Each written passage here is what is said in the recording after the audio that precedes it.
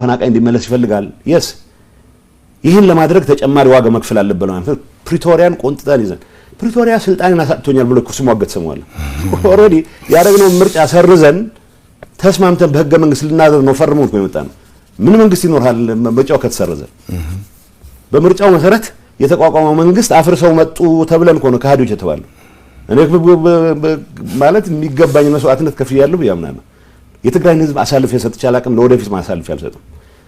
እነዚህ ሰዎች ግን ጸረ የትግራይ ህዝብ ጥቅም ስለሆኑ እነዚህን ሌላ አሳልፍ መስጠት የለበትም ህዝቡ ራሱ እንዲያውቃቸው አንቅሮ እንዲተፋቸው ተግባራቸው መገለጽ መቻል አለበት ሌቦች ናችሁ መባል መቻል አለባቸው ከትግራይ ህዝብ ጥቅም ጋር የተያያዘ ምንም አጀንዳ ያላቸው ከሰላም ጋር የተያያዘ ምንም አጀንዳ ያላቸው እንዴት ብለህ ታዲያ ይሁን ሁሉ ጥፋት የፈጸመ ኃይል አንድም ቀን አትሊስት ፌደራል መንግስቱ የሆነ ስምምነት ተስማምቷል አትሊስት ተጠያቂ መሆን ያለብን ተጠያቂ መሆን አለብኝ ብሏል በተግባር ያርገው አያርገው ምንናየው ሆኖ የፌደራል መንግስት ቢያንስ ከትግራይ ጋር የነበረውን ግንኙነት ሪስቶር አድርገን የልማት እንቅስቃሴ እንዲጀመር ብሎ እንቅስቃሴ ጀምሯል የኤርትራ መንግስት የትኛውን ይቅርታ ጠየቀ እስኪ ንገረኝ ቅድም ያልኩህን ጥፋቶች የፈጸመ የኤርትራ ኦፊሻሎች ጋገናኝ ነበር ፓስት አታንሳ ነው የሚሉት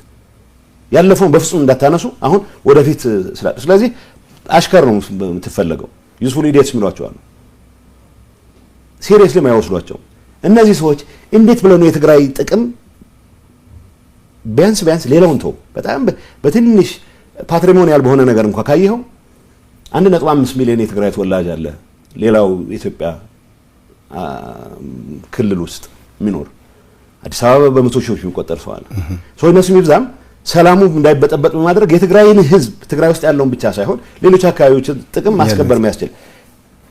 1 ሚሊዮን የሚሆን ተፈናቃይ ሳትመልስ ሌላ ጦርነት የምትጠምቅበት ምክንያት ኖር ነው ኤንድ ማንጋኖ ተባበራው ያልኩት ፎክረው እኮ ሌላው እኮ ነው ይቅርታ እንኳን ቢያንስ በአደባባይ አጠፋ ነው ጥፋት ለደፈርናቸው በ10 ሺዎች የሚቆጠሩ ሴቶች የሚል ትንሽ የንስሐ ምልክት ካላሳየ ኃይል ጋር ለምን የትግራይ ጥቅም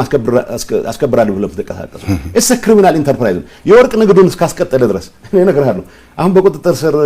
ዋለምልህ የመጣው ወርቅ ንግድ ለመፈጸም በቃ ሁሉ ነገር እንቅፋቶቹ ተነስተናል ወርቅ ንግዱን ሊያጧጥፍ ነው የመጣው ይሄ ፈጥሮ አይደለም ነገርህ በይፋ እኔ ካሁን በፊት ካተለው ነበር መቀለ ሆኜ ማለት ጠቅላላ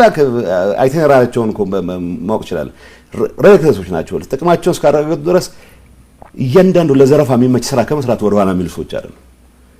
ይሄን ስል የህወሓት አመራር 5% የማይሆነው ነው ይሄን ያወራ